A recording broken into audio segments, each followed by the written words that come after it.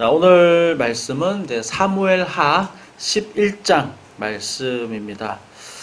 사무엘하 전체는 24장으로 되어 있고요.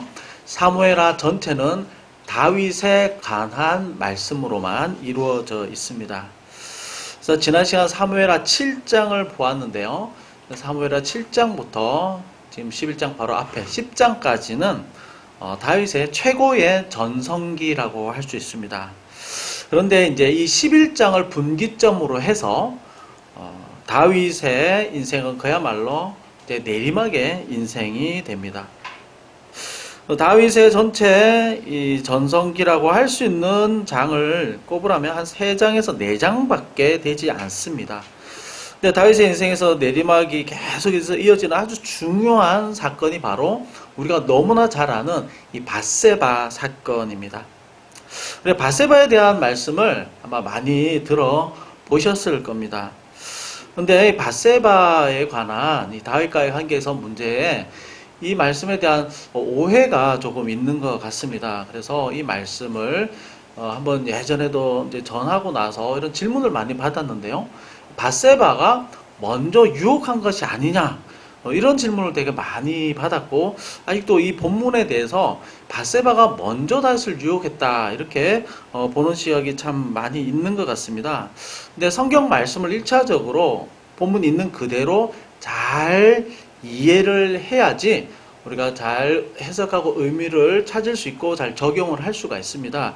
그래서 이 말씀에 대한 오해가 좀 있기 때문에 밧세바가 먼저 유혹한 것이 아니라는 사실에 대해서 조금 이야기를 하고, 그리고 이 다윗의 죄가 얼마나 심각한 죄인가에 대해서 다시 살펴보도록 하겠습니다. 이 밧세바가 유혹했다 이렇게 엉뚱하게 좀 해석하는 근거가 뭐냐면 좀 아주 오래된 해석입니다. 중세 시대 때부터 이 밧세바가 먼저 유혹을 했다 이런 해석들이 많이 있어 왔는데요. 중세 시대 여성관에서 이제 비롯된 해석입니다.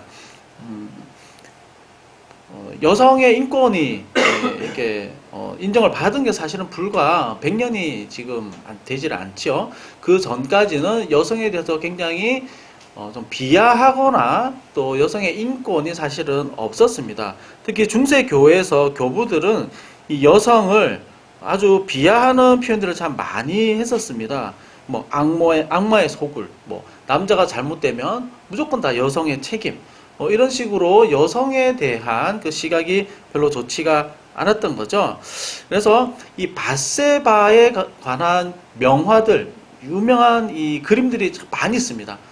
뭐 렘브란트라든지 루벤스, 회화의 아버지 루벤스라든지 구스타프 모로라든지 유명한 화가들은 이 밧세바 그림을 한 번씩 다 그려봤다고 할 정도로 밧세바에 대한 그림들이 상당히 많이 나왔는데요. 이 그림들을 보아도 이런 메시지들이 있습니다. 밧세바가 다윗을 유혹할 정도로 너무나도 아름답게 묘사가 되어 있고 밧세바가 유혹을 했다. 그리고 밧세바가 렘브란트나 루벤스 그림을 보면요, 밧세바가 편지를 한 장 이렇게 들고 있습니다. 그러니까 굉장히 로맨틱하게 표현을 한 거죠. 다윗이 밧세바에게 편지를 써서 보내고 둘이 사귀었다. 그리고 밧세바가 너무 아름다워서 유혹을 했다. 이런 메시지로 그림들을 상당히 많이 그렸습니다. 근데 본문을 아무리 살펴봐도 밧세바가 유혹을 했다라고 하는 근거는 전혀 나오지가 않습니다. 단지 밧세바가 했던 행동은 이 구절 하나입니다. 한 여인이 목욕하는데 이 구절 하나밖에 없습니다. 이것으로 다윗을 의도적으로 어떤 계획을 가지고 접근했다라고 보기에는 상당히 어렵습니다. 오히려 이 11장 전체를 다 읽어보시면 어디에 강조점이 있고 무엇을 굉장히 치밀하게 묘사를 하고 있냐면 다윗이 범한 죄가 얼마나 악한지, 이걸 읽는 사람들이 얼마나 분노할 만한 일을 이 다윗이 했는지에 대해서 얼마나 강조를 하고 있는지 모릅니다. 이 다윗이 저지른 죄를 지금의 어떤 법적인 시각으로 보면 크게 두 가지인데요. 위계에 따른 성폭력, 그리고 남편을 죽게 했죠. 살인 교사죄. 지금의 법의 시각으로 보면 엄청난 범죄를 저지른 겁니다. 그래서 좀 더 이 말씀을 살펴보면 이렇게 시작이 되고 있습니다.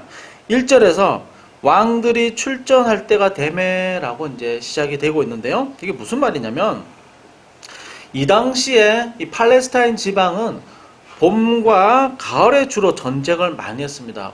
이때 건기입니다. 근데 우기는 이제 겨울이죠. 우기가 되면 이 지역이 어떠냐면 이제 와디라고 그래서 늪이 많이 형성이 됩니다.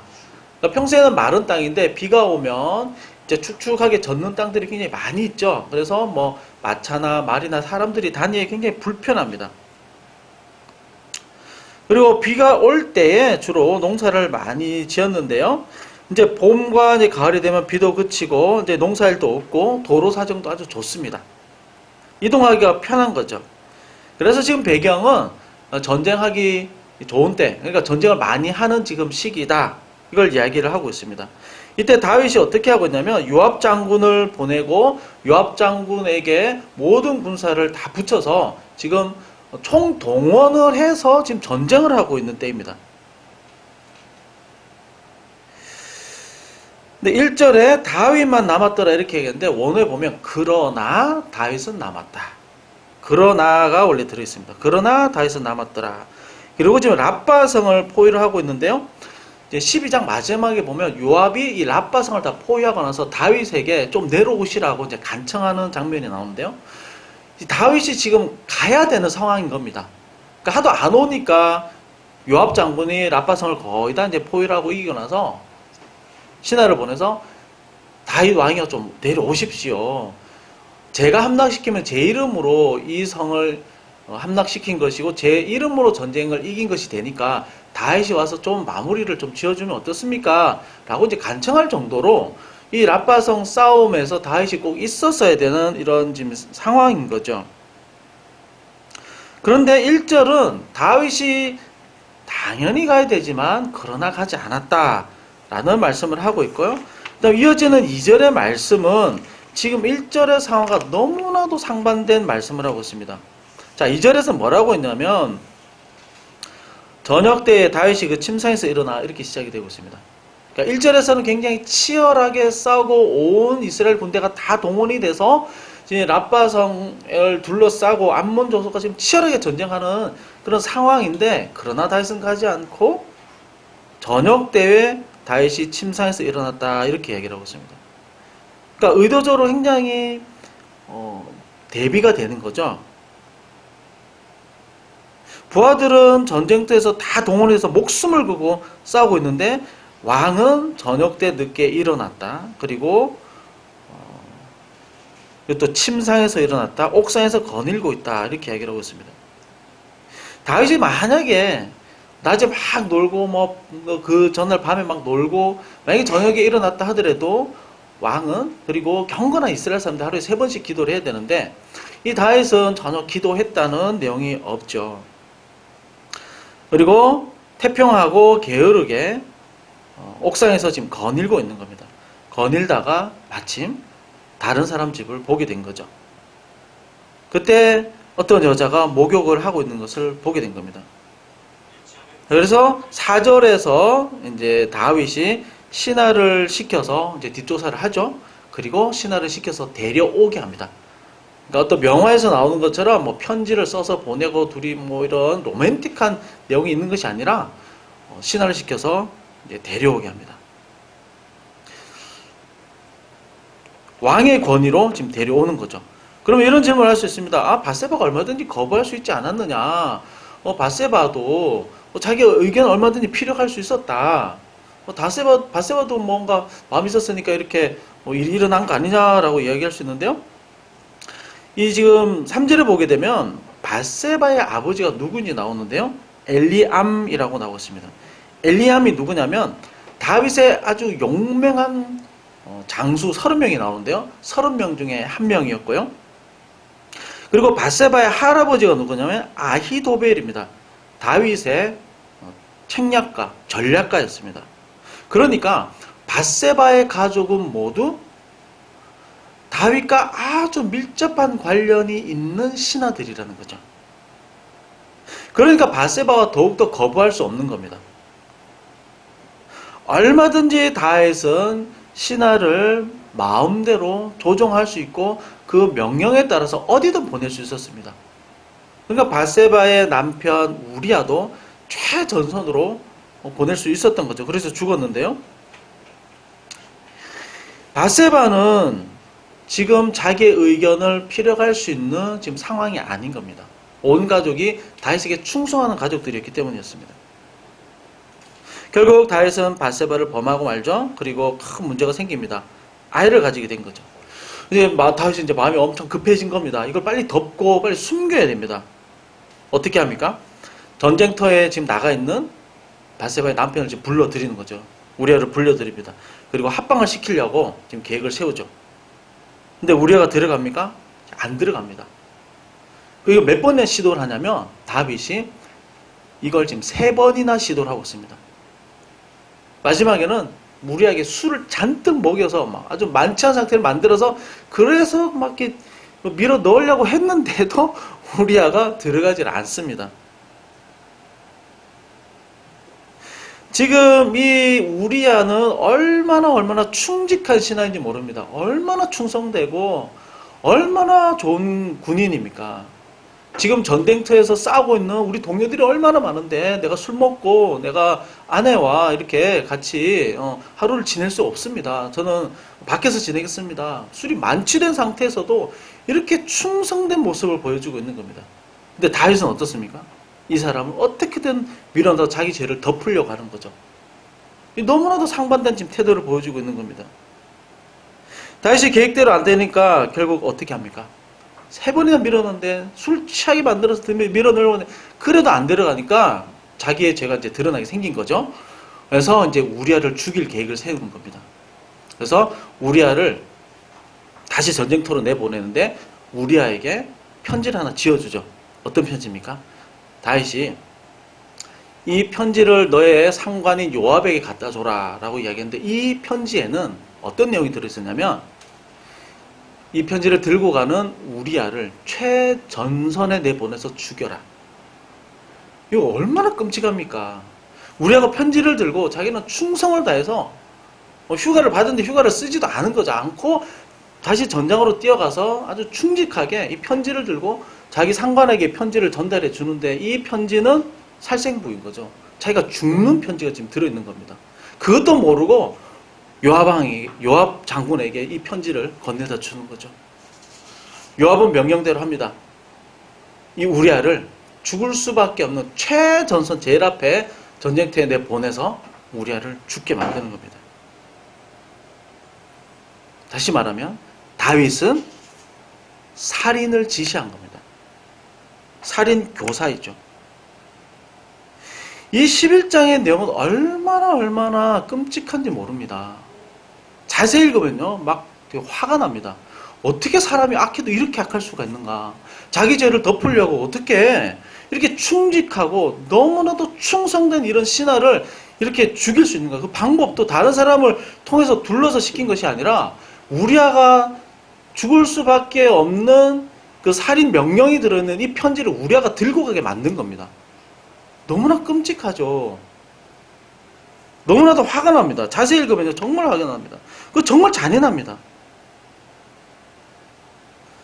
무섭기까지 하죠. 어떻게 다윗이 이렇게까지 악해졌을까? 사람이 어떻게 이렇게 악해질 수 있을까? 우리 다윗 하면 골리앗과 이겼다, 믿음의 사람이다, 보통 이렇게 좀 많이 생각을 하는데요. 이 11장 내용을 보게 되면 다윗만큼 악한 사람이 있을까? 어떻게 이런 짓을 할 수 있을까? 그것도 정말 충성된 신하를 이렇게 죽여버릴 수가 있을까 싶습니다. 성경에 참 많은 사람들이 나오고요. 많은 범죄들이 나옵니다. 그런데 다윗의 이 11장의 범죄는요, 손가락에 꼽을 만큼 정말 잔혹한 살인입니다. 가정을 파괴할 뿐만 아니라 이 우리아를 죽이는 너무나도 무서운 죄를 악한 의도를 가지고 지금 저지르고 있는 겁니다. 더 이해하기 힘든 것은 하나님께서 이 다윗을 그 자리에서 심판해서 죽여버릴 수도 있지만 하나님이 이 다윗의 왕위를 계속해서 보존해 준다는 겁니다. 사울 왕은 한 번에 끝나버렸습니다. 사울 왕은 하나님 한 번에 버려버렸습니다. 그런데 왜 다윗은 이렇게 끔찍한 죄를 저질렀음에도 불구하고 하나님은 이 다윗을 버리지 않고 계속해서 그 왕위를 이어가게 하시고 그 후손이 이어가게 그 왕자가 보존되게 하실까요? 11장 내용 자체는요, 이 죄가 얼마나 끔찍하게 사람을 파괴할 수 있는지에 대해서 아주 적나라하게 표현을 하고 있습니다. 그런데 이 말씀을 보면서 우리가 이해하기 힘든 것은 하나님이 다윗을 버리지 않았다는 사실입니다. 그 이유가 무엇인가? 우리가 한번 두 가지로 생각해 보고자 하는데요. 첫 번째는 하나님께서 다윗을 선택하시고 언약을 맺었기 때문입니다. 사무엘하 성경은 전부 다 다윗에 관한 이야기라고 했죠. 다윗의 전기와 같은 성경입니다. 그러면 사무엘하 전체를 보게 되면 다윗의 업적이 많이 나올까요? 아니면 다윗의 죄와 허물이 많이 나올까요? 조금 전에 말씀드렸지만 다윗의 죄와 허물이 훨씬 더 많이 나오고요. 일생에 있어서 가장 덮고 싶은 가장 치욕적인 사건을 아주 적나라하게 드러내고 있습니다. 그리고 조금 더 가면은 더 심각한 사건들이 나옵니다. 물론 이 바세바 죄 때문에 하나님께 징계한 일로 일어난 일이긴 하지만 자기 아들이 또 아버지를 해하려고 하는 아주 폐륜적인 사건까지 아주 너무나도 리얼하게 그리고 너무나도 참혹하게 나오고 있습니다.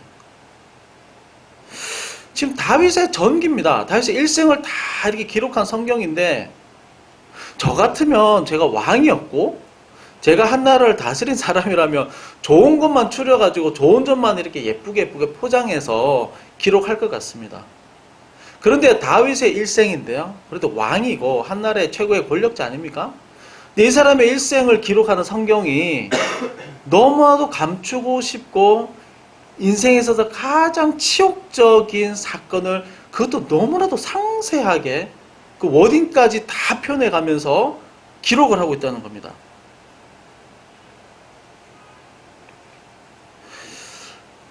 다윗의 정말 나쁘고 정말 죄가 많은 모습들을 지금 드러내고 있습니다. 그럼 다윗이 잘한 것만 쓰면 얼마나 좋겠습니까? 잘한 것도 정말 많습니다. 다윗의 멋지고 아름다운 이야기만 계속해서 다 써놓으면 얼마나 좋을까요? 누가 저에 대한 일대기 전기를 쓰라고 한다면 저는 좋은 것만 계속 이야기해서 좀 드러낼 것 같습니다. 실수나 작은 잘못들은 조금 이제 부록처럼 넣을 수 있겠죠. 그런데 부끄러운 내용들이 너무나도 많습니다. 왜 한 사람의 일생을 기록하는데 이렇게 부끄럽고 창피한 일을 이렇게 드러낼까요? 이 다윗뿐만 아닙니다. 성경을 보면요, 참 재밌는 것이 다른 인물들도 잘한 게 많습니다. 자랑할 만한 것들도 상당히 많이 있습니다. 일생 60년, 80년 놓고 보면 잘한 것만 찾으려면 얼마나 많이 있겠습니까? 근데 성경은요, 한 사람의 신앙의 인물에 대해서 이야기를 할 때 치욕적이고 좀 감추고 싶은 것을 아주 적나라하게 막 노골적으로 드러내고 있습니다. 정말 부끄러운 얘기들이 너무 많이 나오고 있습니다. 지금 이스라엘이라고 하는 이 말이 유래가 된 이 야곱이라는 사람에 대해서 이야기할 때도 특히 야곱의 잘못과 허물이 얼마나 많이 기록이 되는지 모릅니다. 앞으로 열왕기가 나오는데요, 왕들의 이야기가 계속해서 쭉 이야기가 나오는데 그 사람들 잘한 것도 있지만 범죄한 이야기들이 너무 많이 나옵니다. 그래서 어떤 사람은요, 성경을 읽다가 덮어버렸답니다. 왜냐면 성경, 거룩한 책이라는 뜻 아닙니까? 거룩한 경전이라는 뜻인데 성경이 왜 이렇게 이게 범죄들이 이렇게 많은지, 왜 사람들이 이렇게 죄를 이렇게 많이 짓는 이야기들이 많이 나오는지, 또 끔찍한 얘기들이 많이 나오는지 자기는 좀 이해가 안 돼서 덮어버렸다고 하는 사람이 있습니다. 형이 아우를 죽이지를 않나, 불륜들이 일어나지를 않나, 지금 요즘 살인 교사죄부터 해서 폐륜적인 이런 일들이 엄청나게 많이 나옵니다. 성경책에 가면 우리가 참 아름답고 참 예쁜 이야기만 나오면 좋을 것 같죠.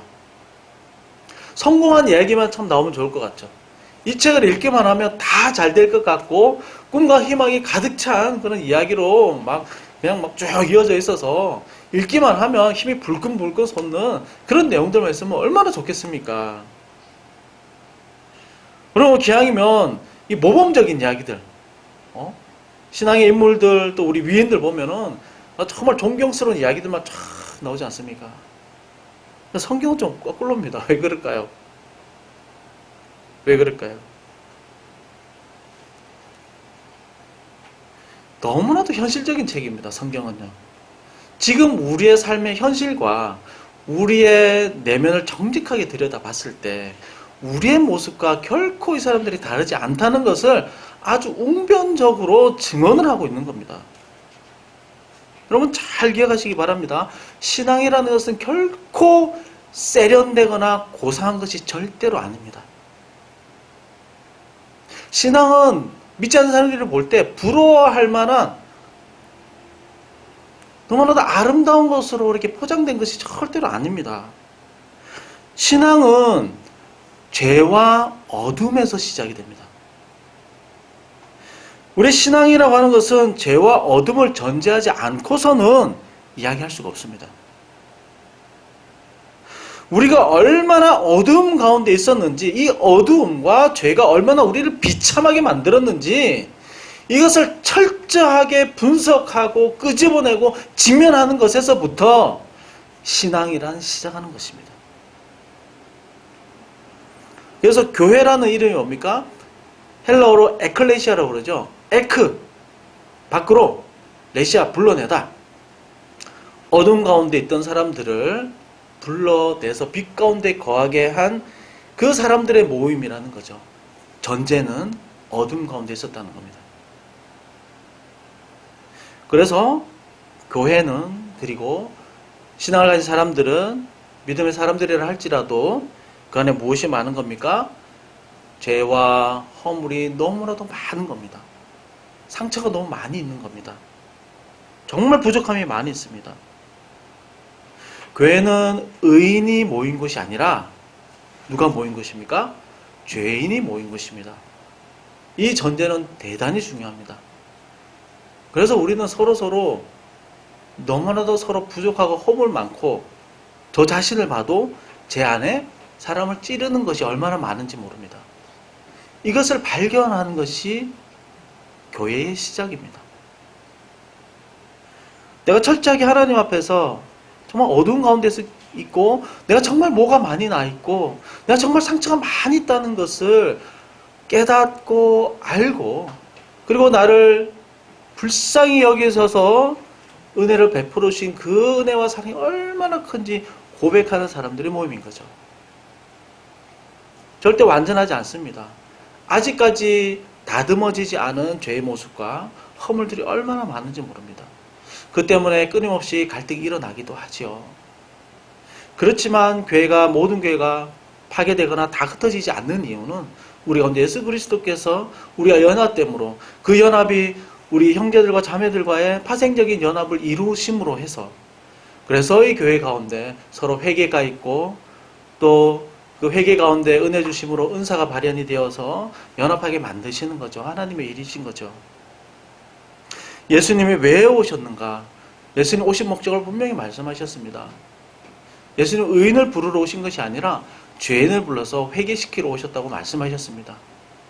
스스로 죄인이고 어둠 가운데 있고 아직도 뭐가 많이 나 있고 아직도 나 안에 가시가 많다는 것을 인정하는 사람들을 부르셔서 예수 그리스도와 연합됨으로 자기의 허물을 끊임없이 고백하고 다듬어짐으로 예수 그리스도 안에 하나 되는 그런 사람들을 만들기 위해서 예수님께서 오셔서 우리를 불러주신 것이죠. 교회도 그렇고 성경도 그렇습니다. 신앙의 이야기는 철저하게 죄인이라고 고백하는 사람들의 이야기들입니다. 이것은 너무나도 현실적인 이야기입니다. 우리 스스로를 가만히 돌아볼 때 얼마나 연약하고 부족하고 얼마나 악한지 여러분 스스로 깨닫지 않습니까? 그런데 너무나도 우리는 악하고 너무 못됐습니다. 하나님이 얼마나 선하시고 이해되지 않을 정도로 얼마나 긍휼과 은혜가 얼마나 풍성한지 모릅니다. 기독교는 은혜의 종교라고 하죠. 은혜의 종교입니다. 왜 은혜의 종교입니까? 도저히 자격이 안 되는 사람들입니다. 절대 하나님 앞에 가까이 나갈 수 있는 자격이 없는 사람들이었습니다. 하나님이 우리를 심판하셔도, 지금 당장 우리를 심판하셔도 우리가 할 말이 없습니다. 하나님은 완전한 선이시고 완전한 거룩이시기 때문에 단 한 번의 나쁜 상상과 나쁜 말이라 하더라도 하나님 앞에서는 심판거리밖에 되지 않고요. 하나님의 그 의에 절대로 이룰 수가 없습니다. 지금 당장 심판을 받고 저주를 받고 죽어도 우리는 할 말이 없습니다. 그러면 왜 이런 죄인을 사랑하실까요? 왜 이런 죄인을 구원하시려고 그럴까요? 왜 이런 죄인에게 은혜를 베풀어 주실까요? 그래서 놀라운 신비입니다. 너무나도 놀라운 신비입니다. 사도 바울이 이야기했던 것처럼 이 비밀은 너무나도 큰 겁니다. 깊도다 하나님의 지혜예요. 우리가 이해하려고 해도 할 수 없는 하나님의 너무나도 놀라운 은혜이고요. 하나님의 놀라운 사랑이십니다. 그래서 우리가 이 예배에 나온다는 것 자체가요, 거룩하신 하나님 앞에 나와서 우리가 말씀을 듣고 기도하고 그분의 이름을 높여드릴 수 있다는 것 자체가요, 얼마나 놀라운 일인지 모릅니다. 우리는 예배에 나와서 정말로 하나님 앞에 감사함으로 고백해야 합니다. 어떻게 감히 죄인이, 어두움이 빛 앞에 나와서 그분의 이름을 감히 부를 수 있단 말입니까? 어떻게 우리가 하나님의 이름을 부르면서 간구할 수 있습니까? 우리는 우리의 필요를 구할 자격이 원래 없었습니다. 하나님은 우리에게 기도에 응답을 해줄 필요와 의무가 전혀 없습니다. 우리가 기도가 간구하는 것은 너무 지극히 당연한 것으로 여겨서는 안 됩니다. 기도하고 간구하는 자체가 얼마나 놀라운 은혜이며 얼마나 놀라운 복인지 모릅니다. 하나님의 그 크신 은혜로 어둠 가운데 있던 우리를 선택해 주셨고요, 자녀 삼아 주셨습니다. 그 은혜로 인하여 믿음으로 말미암아 구원을 주셨으니,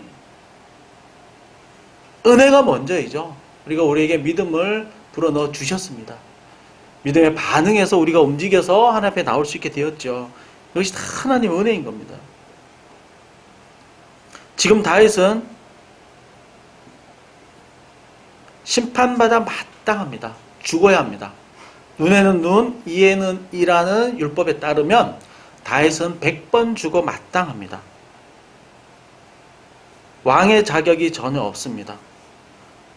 이 11장의 내용은 얼마나 다윗의 이 죄가 악하고 너무나도 악한 의도로 이걸 저질렀는지 아주 죄의 처참한 결과들을 아주 적나라하게 표현하고 있는 성경인데요.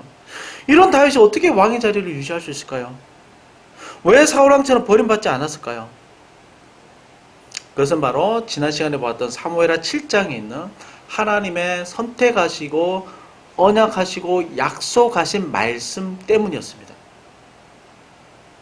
하나님은 다윗이 너무 연약한 걸 알지만, 죄인인 것을 알지만,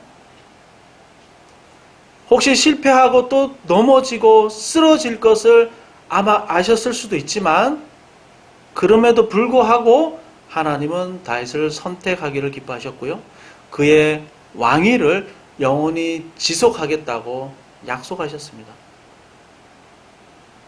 왜 그럴까요? 다윗이 정말 예뻐서, 다윗이 정말 잘생겨서, 다윗이 하나님을 위해서 엄청난 헌신을 해서? 결코 아닙니다.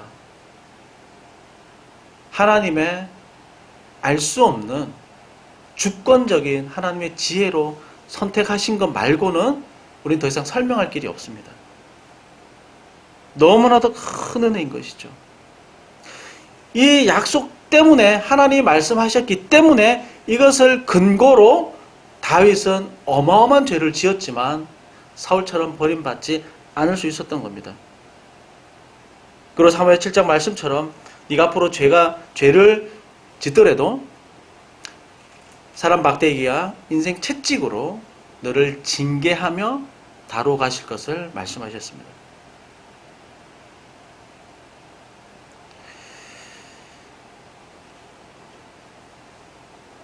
우리도요, 다윗처럼 약합니다. 연약합니다. 오히려 드러나지 않은 범죄가 사실은 얼마나 많은지 모릅니다. 하나님만 아시는 마음의 악한 의도와 악한 생각들이 사실은 얼마나 많은지 모릅니다. 수도 없는 잘못을 저지릅니다. 때로는 시험에 빠지기도 합니다. 우리의 본래 모습을 우리가 스스로 잘 알죠. 우리가 우리 스스로를 돌아보면 너무나도 죄의 비참 가운데 있는 것을 여러분 분명히 알게 될 겁니다. 그러나 왜 하나님 우리를 포기하지 않습니까? 왜 우리를 하나님 자녀된 그 권세를 하나님 취소시키지 않습니까? 그것은 피로 맺은 새 언약 때문입니다. 예수 그리스도의 피로 맺은 새 언약 때문에 우리를 절대 포기하지 않는 겁니다. 나를 위한 십자가의 보혈을 믿으면 이 언약에 참여한 자가 되고요. 이것은 영원한 언약이라고 말씀하셨습니다. 이 새 언약 때문에 우리를 결단코 포기하지 않습니다. 비록 죄를 짓고 넘어져도요, 반드시 깨닫게 하시고요. 혹시 깨닫지 못하고 죄 가운데 있다면 그 영혼을 위해서 하나님은 징계를 통해서라도 거룩하게 하시고 다시 돌아오게 하십니다. 다시 하나님 앞에 설 수 있는 기회를 하나님이 허락하십니다. 우리의 연약한 모습에 불구하고 다시 또 말씀해 주시고요. 깨닫게 하시고 회개의 기회를 주시는 겁니다. 하나님 앞에 다시 나오도록 하나님께서 그 방법을 일러주셔서 그 방법을 사용하셔서 우리를 다시금 세워주시는 거죠. 얼마나 놀라운 은혜입니까?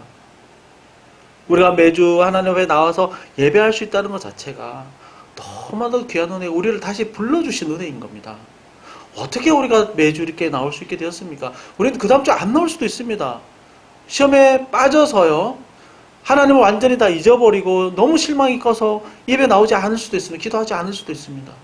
또 어떻게 예배 또 나오고 또 하나님을 소망하고 또 어떻게 기도할 수 있습니까? 그것은 우리를 하나님께서 놀라운 사랑하심으로 다루어 가시기 때문인 겁니다. 그래서 우리가 하나님의 자녀가 되었다는 사실, 우리가 영원한 새 언약에 참여한 자가 되었다는 사실, 이 사실을 다 감사하기 바랍니다. 죄인이지만 자녀 삼아 주셨고 우리를 구원해 주신 이 은혜를 여러분 정말 영원토록 찬양하시기 바랍니다. 자, 두 번째입니다. 왜 다윗을 버리지 않고 심각한 죄인을 계속 인도하실까요? 다윗이 자신의 죄성을 깨닫고 하나님만 의지하도록 하기 위해서입니다. 자, 다윗은 이 11장에서 어마어마한 정말 악한 죄를 지었습니다. 그리고 이 죄를 스스로 고백했을까요? 이 11장 마지막은 다윗이 이 죄를 숨기는 것으로 끝이 납니다. 그리고 하나님께서 이 악한 죄에 대해서 한마디로 평가를 하시죠. 27절에 보면 하나님 보실 때에 악했다.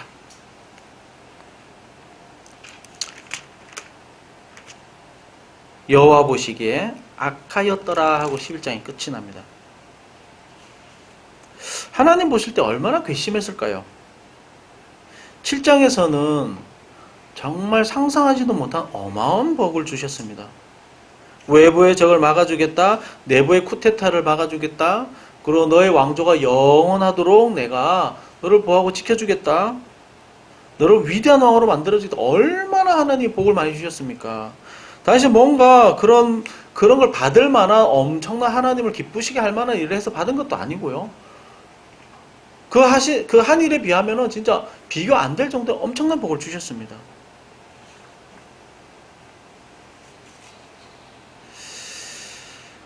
얼마나 베풀어 주신 은혜가 큰지 모릅니다. 그런데 이런 끔찍한 죄를 지었죠. 그리고 덮으려고 했습니다. 만약에 덮어버리고 그대로 갔다면 더 아마 나빠지지 않았을까, 더 큰 심판을 받지 않았을까 싶습니다. 그러나 12장에서 나단 선지자가 와서 다윗의 죄를 지적하는 말씀이 나오죠. 그 지적하는 가운데서 이런 이야기를 합니다. 8절에서 12장 8절에 보면, 아니 당신이 뭐가 부족해서 이런 죄를 지었습니까? 당신에게 부족한 것이 있었다면 하나님이 더 주셨을 겁니다. 도대체 뭐가 부족해서 하나님이 당신을 위해서 부어주신 게 얼마나 많은데 뭐가 부족해서 이런 죄를 짓습니까? 라고 지적을 하죠. 과연 다윗에게 소망이 있을까요? 상식적으로 보면 다윗은 소망이 없는 사람입니다. 당장 행한 대로 갚아야 주어야 됩니다. 그러나 하나님은 똑같이 갚지 않으시고 심판하고 죽이고 끝내지 않습니다. 그의 인생을 끝까지 다루어 가시죠. 어떻게 다루어 가실까요? 이 죄를 없던 일로 그냥 덮어두지는 않습니다. 이 심각한 죄를 하나님은 징계하시죠. 심판과 징계는 다릅니다. 심판은 멸망을 위한 겁니다. 최종적인 겁니다. 하나님의 공의를 집행하는 최종적인 판결이 심판입니다. 회복이 안 됩니다. 기회가 없습니다. 영원한 멸망입니다. 그러나 징계는 전혀 다릅니다. 회복을 위한 채찍입니다. 하나님의 자녀가 죄를 지어서 멀리 떠나가려고 할 때 다시 돌아오게 하는 하나님의 방법이 징계입니다. 징계도 하나님의 놀라운 은혜이고 긍휼입니다. 다시 기회를 주시기 위한, 사랑하는 자녀를 깨닫게 하시고 올바른 길로 가도록 하기 위한 하나님의 인도하심인 거죠. 그래서 성경에서는요, 징계를 이렇게 이야기합니다. 무릇 내가 사랑하는 자를 책망하여 징계하노니 그러므로 내가 열심을 내라 회개하라. 요한계시록 3장 19절에 말씀했고요. 히브리 12장 6절에서는요, 주께서 그 사랑하시는 자를 징계하시고 그가 받으시는 아들마다 책찍질하심이라. 하나님은 긍휼이고 은혜이시고 사랑이십니다. 그렇다고 해서 우리가 마음대로, 우리가 욕망하는 대로, 마음이 요구하는 대로 마음껏 살면 된다는 것은 아니죠. 마음껏 죄를 지어도 하나님 눈 감아주신다? 절대 아닙니다. 내가 정말 선택받은 백성이라면 잘못할 때 하나님이 반드시 깨닫게 하십니다. 정말 하나님의 은혜가 있다면 내가 잘못된 길로 접어들었을 때 하나님이 잡으시고 거기가 아니야 라고 억지로 끌어당기기도 하시죠. 깨닫게도 하시고요.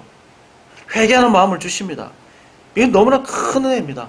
우리가 더 나쁜 것으로 치닫지 않도록 하기 위한, 구원에서 떨어지지 않도록 하기 위한 하나님의 은혜로운 방편 중에 하나가 이 징계라는 겁니다. 더 큰 은혜가 있으면요, 이 죄를 싫어하는 마음을 주십니다. 말씀대로 살지 않는 나 자신이 너무 싫어집니다. 이것이 정말 큰 은혜인 거죠. 그러나 정말 선택한 자녀가 이런 마음이 둔하여지고 눈이 어두워져서 자기 죄를 깨닫지 못하면 고통을 주십니다. 그것이 징계인 거죠.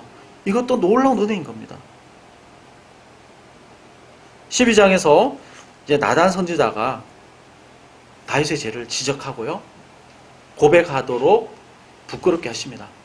스스로 다윗이 말한 것이 아니라 나단 선지자가 비유를 통해서 그 죄를 깨닫게 하고, 다윗이 아주 분노할 때 나단 선지자가 당신이 바로 그 사람이야 라고 지적을 하죠.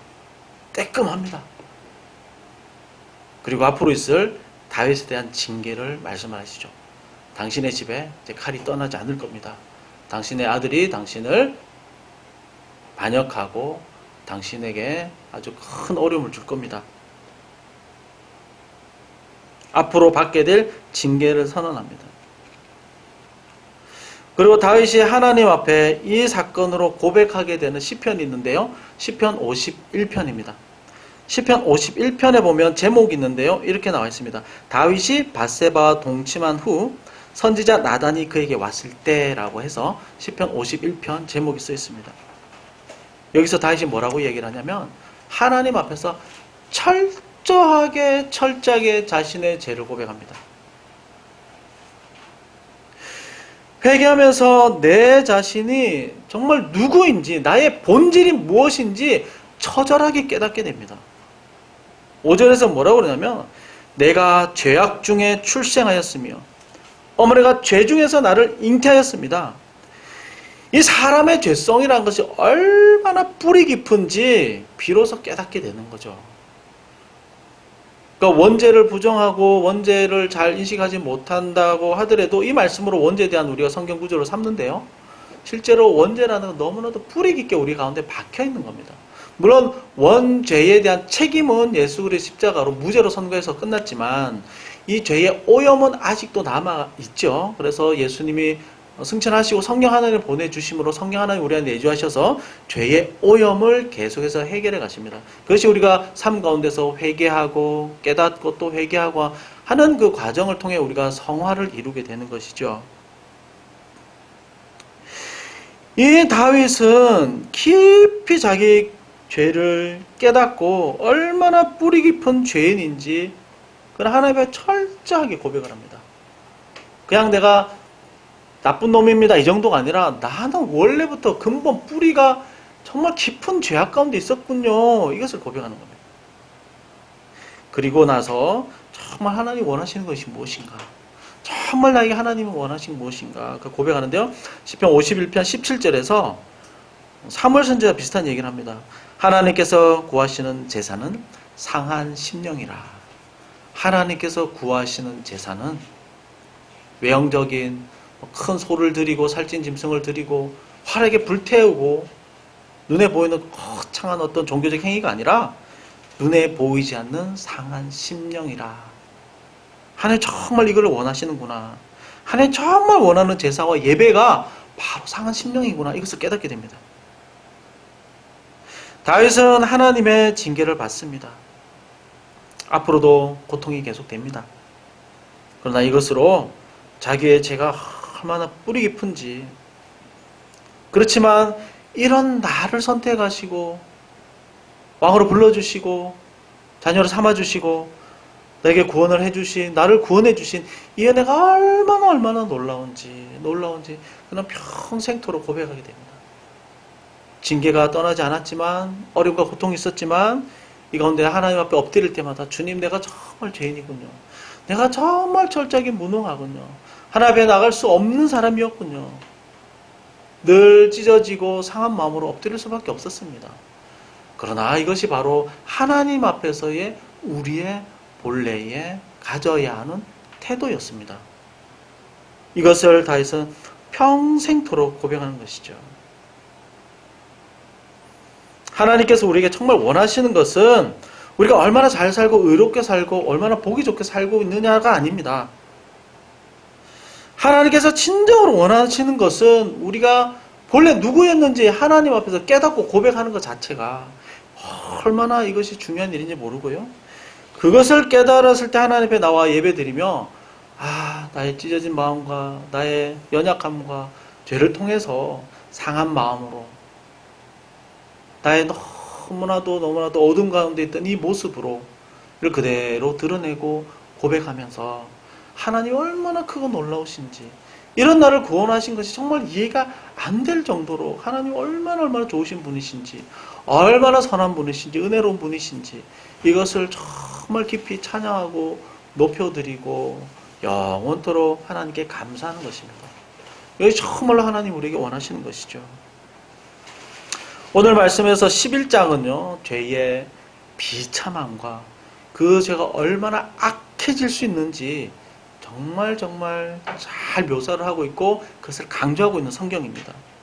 그런데요, 우리는 결코 다윗과 다르지 않다는 사실입니다. 결코 다윗과 다르지 않습니다.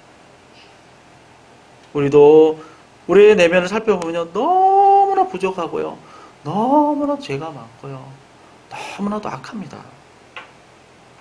그런 나를 왜 자녀 삼아주시고, 왜 자녀된 권세를 허락하시고, 왜 우리의 삶을 인도해 주실까요? 왜 우리의 기도를 들어주실까요? 그것은 예수 그리스도의 피에 참여한 새 언약의 자녀된 사람들이기 때문이고요, 그 새 언약을 우리에게 허락해 주셨기 때문입니다. 그리고 우리가 누구인지, 죄인인지 철저하게 깨닫고 하나님만 의지하는 사람이 되도록 하기 위해서입니다. 그래서 오늘 말씀을 잘 기억하시고 우리 한 주간 살아가시면서 우리 하나님께서 나를 선택하시고 이 철저한 죄인을 정말 너무나도 악한 죄인을 구원하시고 선택하시고 은혜 주시려고 하시는 이 하나님의 섭리와 계획이 얼마나 귀한 것인지 정말 감사하시고 찬양하시고 그리고 나를 용서하시고 받아들였으므로 나도 참 어렵지만 불편하고 갈등이 있는 관계를 우리가 좀 더 받아들이고 또 용납할 수 있도록 정말로 기도하시기를 바랍니다. 그래서 다윗의 이 모습이 나의 모습이다 고백하시고 아무 말 상한 마음으로 하나님 앞에 늘 나오시는 저와 여러분 되시기를 주님의 이름으로 축원드립니다.